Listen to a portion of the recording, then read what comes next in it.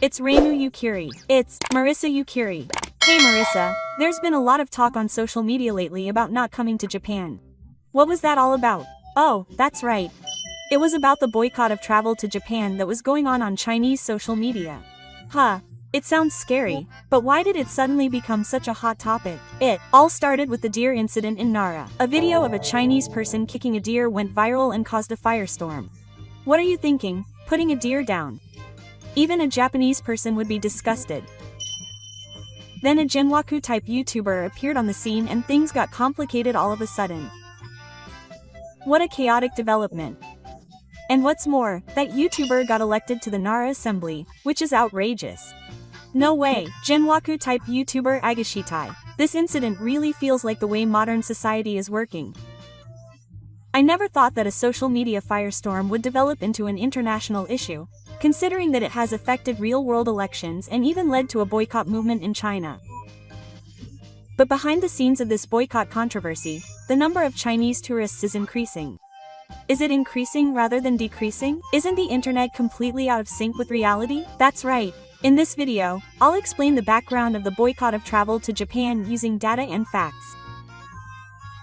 I'll also delve into how biased the world we see on social media is. It makes you realize that tourism isn't all good. Well then, take your time. Without further ado, there's been a recent movement on Chinese social media to stop traveling to Japan. Why is this happening? It all started with a certain nuisance incident that occurred in Nara. A video of a Chinese tourist kicking a deer in Nara Park went viral on social media and caused an immediate uproar. Wow, why did they do that? They probably did it as a tourist prank or something, but since deer are considered messengers of the gods, it became a big issue for the locals. They certainly deserve to be mad. But why did the video go viral and the whole of China start to think that Chinese people have bad manners, and in a sense, the whole country started to feel ostracized? But isn't that a bit of a stretch? It's just the actions of a few people. In the online world, a few things can quickly become the whole. And then more and more videos of people breaking etiquette while sightseeing kept appearing, adding fuel to the fire. I see. So that's why people started saying on Chinese SNS that people shouldn't go to Japan. Oh, and apparently there were a lot of posts saying people shouldn't go to Nara in particular, and it even became a trending topic. But it's amazing how Chinese netizens can spread so quickly. Chinese SNS is incredibly fast-moving. And when an influential person says people shouldn't go, it spreads like wildfire. But can you really call that a tourist boycott? On the surface, it may seem like it, but the reality is a bit different. Anyway, the deer incident was the cause. Yes. Another important thing is the existence of a certain man who started taking action in response to the commotion. Who are you talking about? Is this another weirdo? He's a former annoying YouTuber. I feel like I've heard of him before. Things got even more complicated when he started working to protect the deer. What does it mean to protect the deer? Did he do something wrong? Well, he didn't do anything wrong, but now the story is even connected to politics. Huh? In politics? Actually, he used to get a lot of backlash for videos of himself eating fish at a supermarket and storming into a store without permission. Well, that's not completely out of line. He's an advanced annoying person. Well, he got arrested and had his activities suspended because of that, but recently he's been acting completely differently. Did they structure it so that his character is different? In the summer of 2024, right after a video of a Chinese tourist kicking a deer went viral, he started working to protect the deer at Nara Park. Huh? That annoying YouTuber is now on the deer's side? And it wasn't just a whim. He continued to pick up trash and issue warnings almost every day. Then, in January 2025, he moved to Nara and started calling himself a patrolman in earnest. Wow, he's pretty good. Apparently, the citizens actually took it as a sign that he was doing something that they didn't do either. It's true that if he did it every day, they might trust him. But on the other hand, there were also voices saying that his methods were too forceful.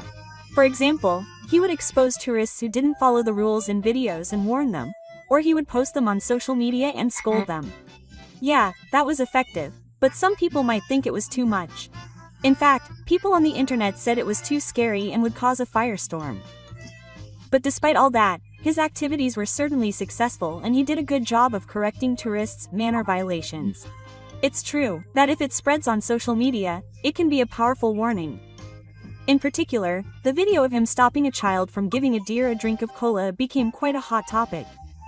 Many people said he was amazing. There were kids doing that?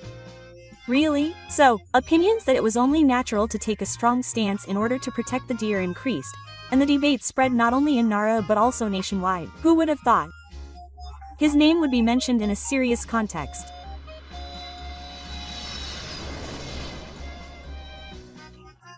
And the best part was that he ran for office in the 2025 Nara City Assembly election as part of this trend. Wait a minute. You mean he won?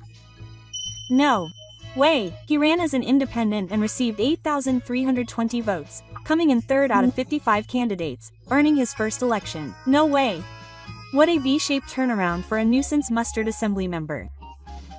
He truly transformed from a nuisance to a protector of the deer. But there was a reason behind his election campaign. The citizens' dissatisfaction had built up. In other words, the citizens were genuinely troubled by the bad manners of foreign tourists. That's right. For the people of Nara in particular, deer were the face of tourism and something to be protected. Everyone had reached their limit with the foreigners who were policing them. Regardless of whether his actions were right or wrong, it's clear that public opinion was swayed. That's exactly right. Regardless of how he did it, speaking out led to a change in attitude. People can change, huh? That's an amazing turn of events. And, from here, relations with China become even more complicated. As I mentioned earlier, he was elected in Nara, but that wasn't just because of the public's interest, it was a reflection of the sentiments of the citizens of Nara. In other words, it wasn't just the deer incident, but also deep-seated dissatisfaction. That's right. In particular, in recent years, with the increase in foreign tourists, the resulting breaches of etiquette have become a serious social problem. Chasing deer, force-feeding them, littering. Such behaviors have been happening on a daily basis, and the locals have been putting up with it for a long time. That's a common occurrence in tourist destinations. The more people come, the greater the burden on the locals. That's right. Especially since Kyoto doesn't have as much in place to deal with tourism, they couldn't keep up with the increase in visitors. So while the government wasn't taking action, he showed up and actually warned people on the spot and cleaned up the mess. I see. So that's why the atmosphere became that it would be faster to leave it to this guy. That's right. It seems he was particularly influenced by instructions from elderly local residents. Some even said he was acting faster than the city hall.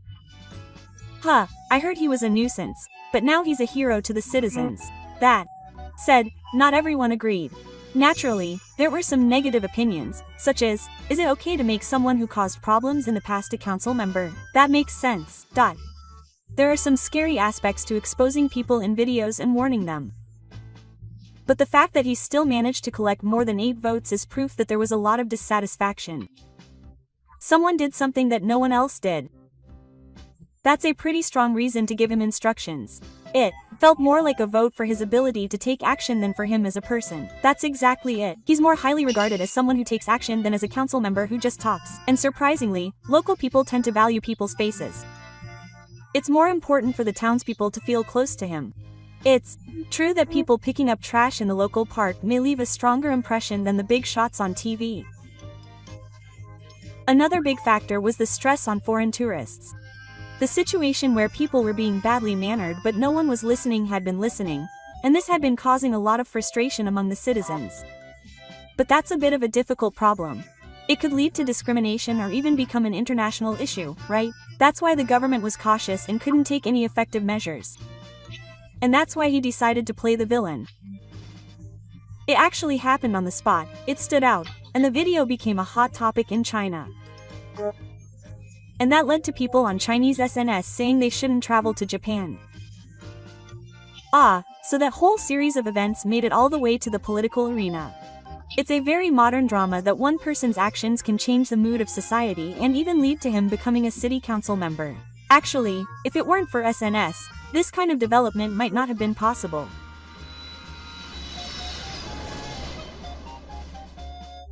Now, let's talk about how his actions were received in China.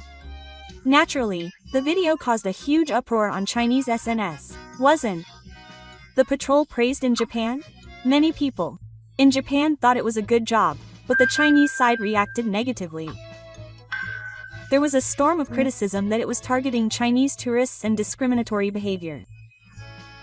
Oh, so that's how it was perceived. It's a difficult issue after all. So, if people were saying that it's better not to go to Japan, then more posts were being made saying that it's dangerous and should be avoided. It quickly became a trending topic and went viral. What was meant to be protecting the deer ended up stirring up emotions for half a day. That's exactly right. The term boycott Japan travel became a fad among Chinese netizens. There are stories that hashtags like, "Let's stop going to Japan," attracted millions of posts. The power of SNS is truly amazing. But here's where it gets interesting. In Japan, the boycott movement is actually being welcomed. Wait, why is it being welcomed? Normally, that would be a problem. There are a lot of posts on SNS saying that it's a dream come true and that people who don't follow the rules shouldn't come. There are also many voices saying that quiet tourist spots will return. In other words, the behavior of some tourists has been really stressful for Japanese people. That's right. In particular, Nara and Kyoto have been troubled by bad manners for years. Some people have said that their daily lives have been disrupted since the increase in tourists. Sure, sightseeing is fun, but it can be a nuisance for locals.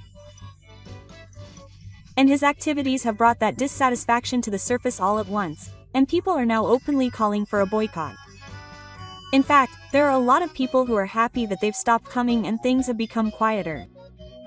But isn't that a blow to Japan's tourism volume?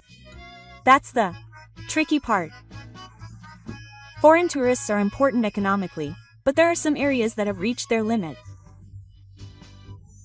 Of course, locals would be annoyed if they were kicking deer or making noise.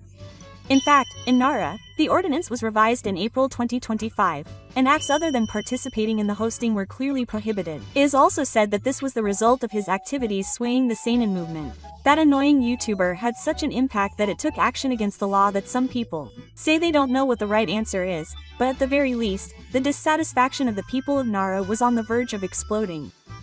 And their true feelings were conveyed to the whole of Japan. Those who are happy about the boycott spreading on SNS are probably people who have always wanted to say it but couldn't. That's right. It feels like the dissatisfaction that they couldn't express before has finally come out into the open. However, from the Chinese perspective, it's a very delicate issue because it's perceived as discrimination. It's difficult. It's not about who's at fault, but rather a misunderstanding of emotions. Also, extreme opinions tend to stand out on SNS. Even Chinese tourists who are traveling quietly get caught up in it. That's something that Japan wants to avoid. SNS is certainly scary. In reality, the voices of a minority can appear to represent the true feelings of the majority. But behind all those voices on SNS, the number of Chinese tourists is increasing dramatically. Wait a minute. What does that mean? In fact, in June 2025, approximately 798,000 people visited Japan. This is a 19.9% increase compared to the same month the previous year. Yeah, after all the boycott talk on social media, how is it that the number of visitors is actually increasing? That's the gap between the online world and reality. The voices on social media aren't necessarily the overall opinion. The people who are actually traveling are mostly the silent majority who don't express their opinions on social media. And the essence of travel demand is not emotion, but fact. The fact is, of course, the impact of the weak yen. Yes, that's a big factor.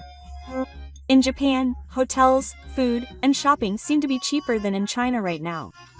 I see. It's true that no matter how much people complain on social media, there are probably a lot of people who would go if they could travel at a good price.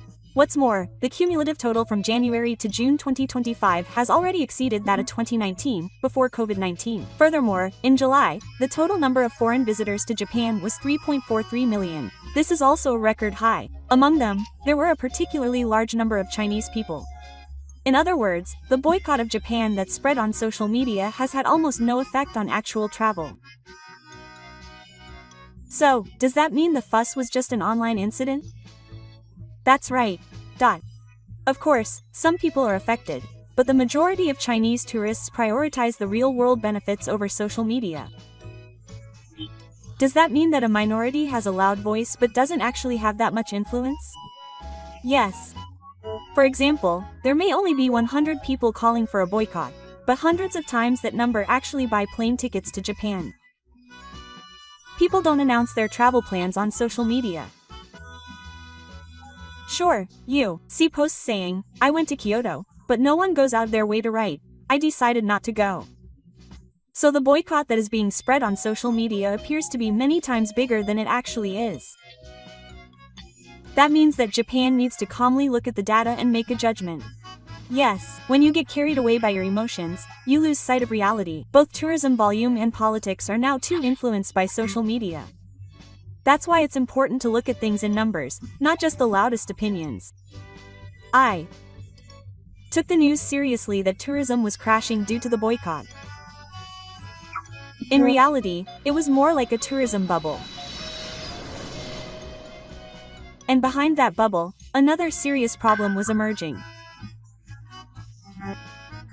What's this time?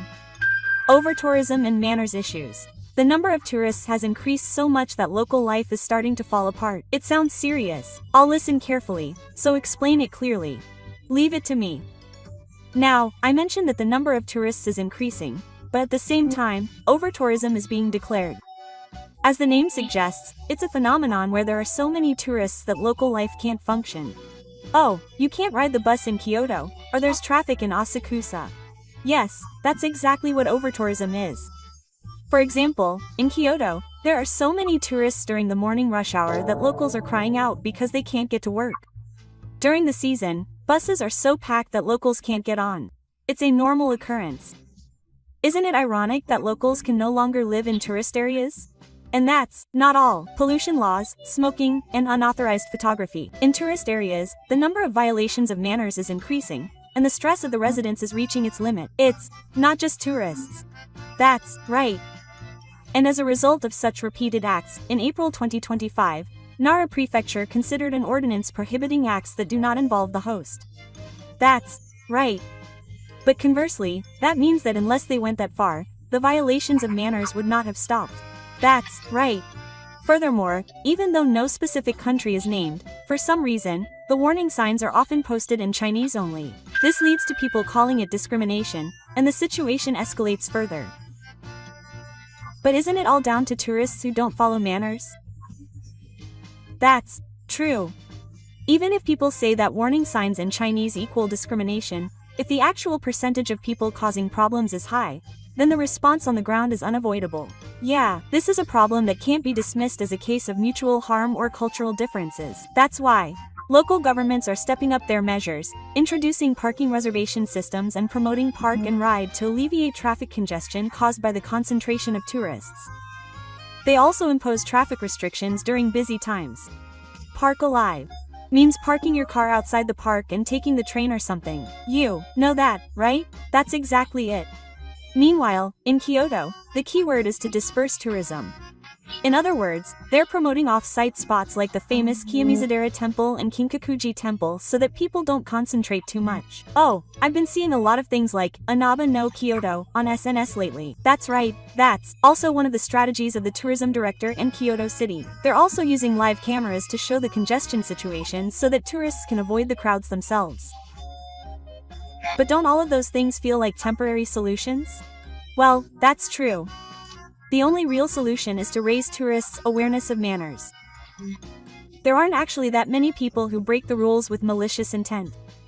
Most of them didn't know. They just did it because they'd seen it happen in other countries. Yeah, that's certainly possible.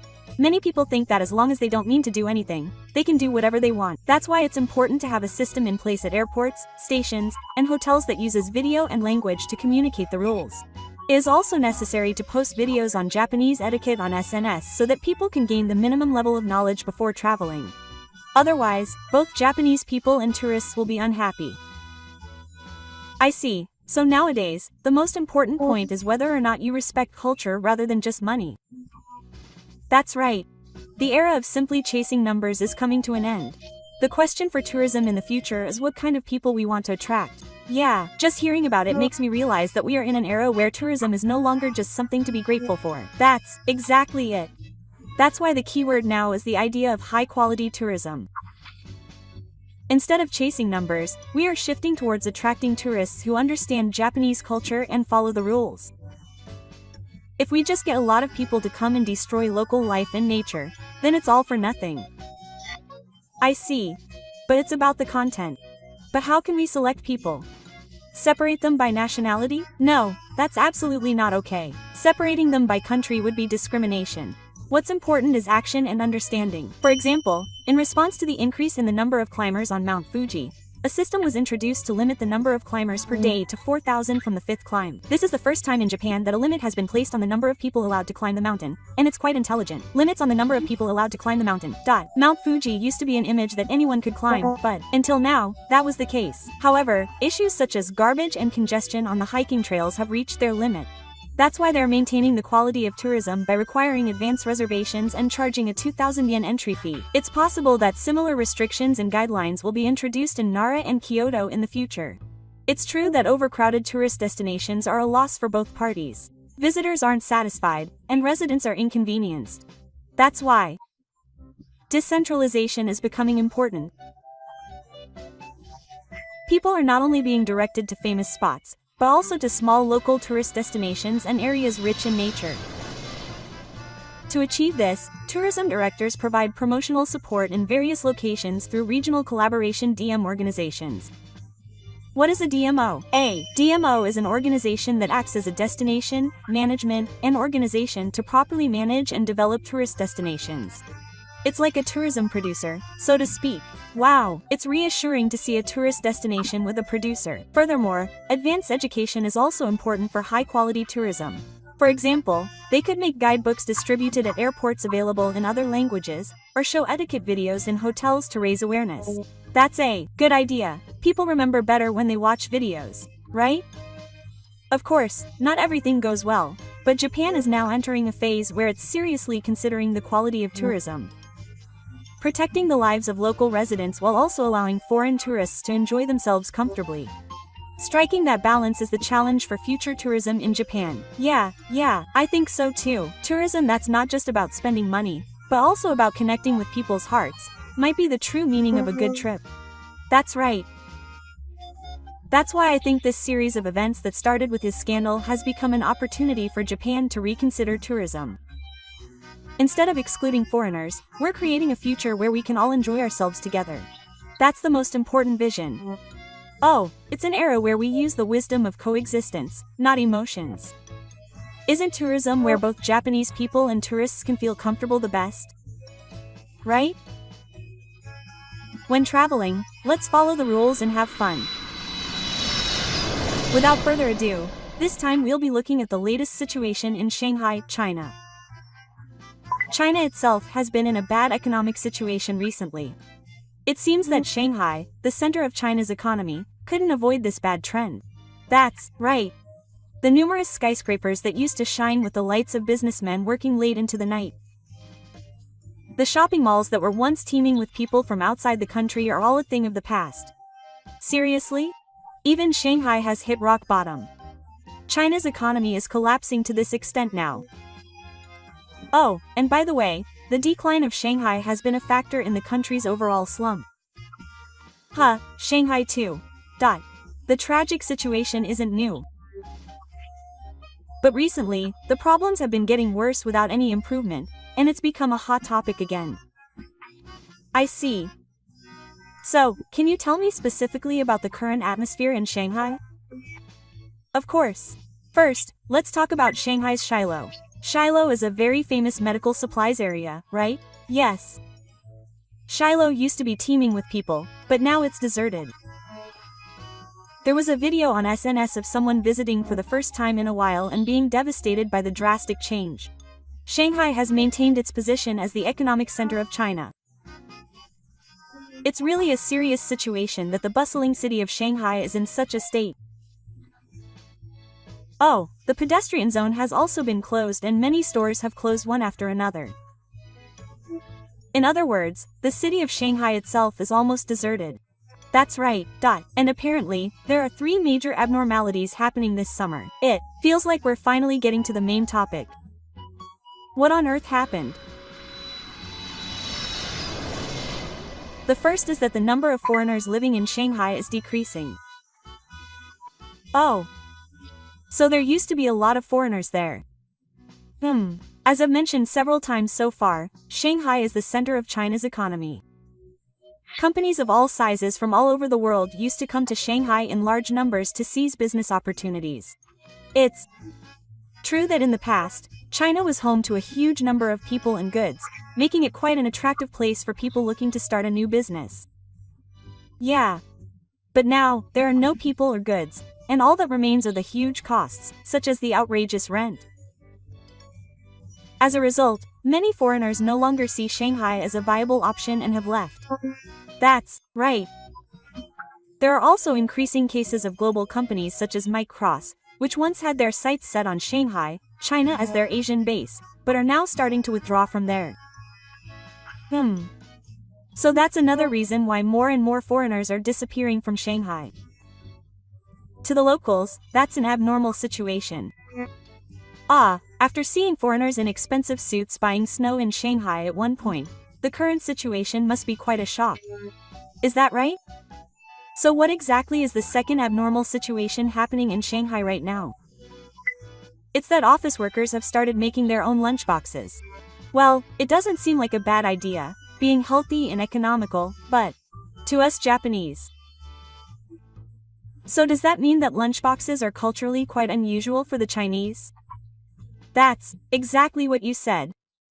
First of all, in China, cooking at home is synonymous with dinner and family parties. So taking home-cooked food out is something that the Chinese don't normally do. The culture of eating out is strong, and it is common to eat basic meals at restaurants or cafeterias provided at companies and schools. Furthermore, with the recent availability of delivery services similar to those in Japan, making lunchboxes at home and bringing them to work has become quite uncommon. And yet, such behavior is now on the rise in Shanghai, China. It would certainly be the same if Japanese people suddenly started having barbecues on the weekends like Americans. I feel like the nuance is a bit off, but I think it's a good analogy to visualize a work culture that was previously unthinkable in that country becoming popular. Actually, I missed the important part. Why are more and more people in Shanghai doing lunchboxes, something that was previously unthinkable in their country's culture? It's because people can no longer afford to eat out. Oh, well, I guess it's fine. It seems healthier than eating out. That's certainly true, but the point is that originally, the custom of making lunchboxes was not common in China, and eating out was the main culture. In other words, if China is experiencing such profound cultural upheaval that it's affecting the entire country, then it's also coming to Shanghai. That's right. The fact that Shanghainese people are carrying around packed lunches is a much more negative change than we might imagine for the locals. I see. When you consider the cultural background, the bento boom in China is certainly an anomaly. Recently, an account on SNS posted that more than half of the employees at a company affected by the earthquake were eating meals they had made at home. As a result, the company had also acquired 2 new microwaves, which caused a huge stir. If that's the case, it seems like restaurants and cafeterias are going to have a tough time managing. That prediction was absolutely correct. The fact that eating out was the mainstay of the culture meant that restaurants were a source of great profit. The number of people working there, including foreigners, has decreased dramatically from Shanghai, and the remaining locals are making packed lunches, which is causing restaurants in China to close one after another. The downward spiral continues. There was talk a while ago that rent in Shanghai was extremely high, and it seems that it will be quite difficult to continue opening a store in Shanghai at the very least. Incidentally, not only restaurants but also apparel and service stores are closing one after another. So that means everything. Large shopping malls that used to house many such stores have been walled off with countless shutters, and naturally, there are almost no people there. You sometimes see such scenes in shopping malls in the countryside, but this is happening in Shanghai. Furthermore, the famous Wanzhou Zhongcheng is almost empty. The number of shopping malls that are closing is increasing day by day. Has everyone refrained from spending and stopped making unnecessary purchases due to the terrible weather? By the way, we were just talking about how most service stores are also closing. I wonder what kind of stores these are specifically. Nightclubs, foot massages, saunas, etc. All of these are services that people with money to spare use. So that's why they have been affected by the recent great unrest and are going out of business without being able to respond. As with the bento boom we talked about earlier, it seems that lifestyles in China are changing drastically due to the lack of financial means. You're exactly right. For example, in the past, it was common for people in Shanghai to go straight to drinking parties after work and make plans for the second or third time there. It really does seem like they're having a blast. But now, more and more people are going to the park on the weekends. I think both are good ways to spend your time, but it certainly shows that the values of the people of Shanghai, China, are changing.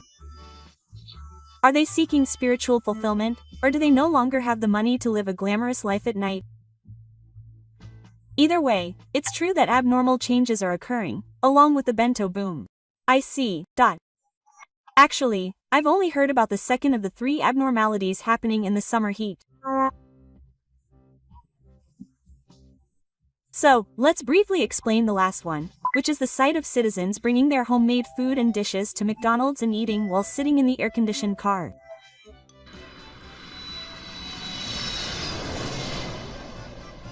Hey, it's certainly unusual, but it's more like a simple breach of etiquette, and doesn't really seem to have much to do with Shanghai's downfall. That's certainly true, but this incident also points to another important point. Of course, Shanghainese people weren't going to McDonald's to enjoy home-cooked corn and spare rib soup pots or other home-cooked meals. They were going to take advantage of the cool air conditioning inside the store. You're starting to see the story. The point is that here too, the citizens are desperate for money and are trying to save money, which is why these unusual situations are happening. That's exactly right. Incidentally, it's not just McDonald's.